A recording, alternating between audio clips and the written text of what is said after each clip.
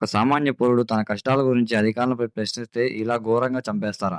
ఈ సంఘటన ఎక్కడ చూసినా సంచలనంగా మారింది. ఇది బీహార్‌లోని ఒక చిన్న గ్రామంలో జరిగింది.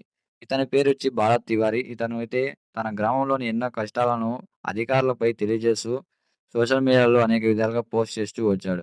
ఇది ఎంతోమంది అధికారులకు నచ్చగా, పోలీసులకి నచ్చగా ఇతన్నైతే ఎలాగైనా పట్టుకోవాలని చెప్పి ఎన్నో విధాలుగా ఎన్నో సార్లు ట్రై చేశారు.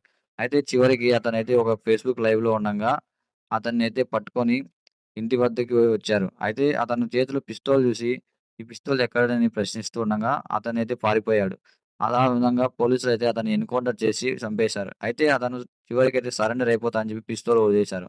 అయినా గూడా అతన్నైతే చంపేశారు. ఈ సంఘటన ఎక్కడ చూసినా వైరల్‌గా మారింది. అసలు అతను చేసిన తప్పేంది? అతను తన గ్రామ కష్టాలను అధికారులకు తెలియజేయడమే అతను చేసిన తప్పా? ఇలా చేయడం కూడా తప్పే అంటే ఇంగే ఏ పౌరుడు తన గ్రామ కష్టాలను తీరుస్తారు? అదేవిధంగా ఏ గ్రామంలో ఎంతోమంది ఆనందంగా ఉంటారు. మీరేమనుకుంటున్నారో కామెంట్‌లో తెలియజేయండి.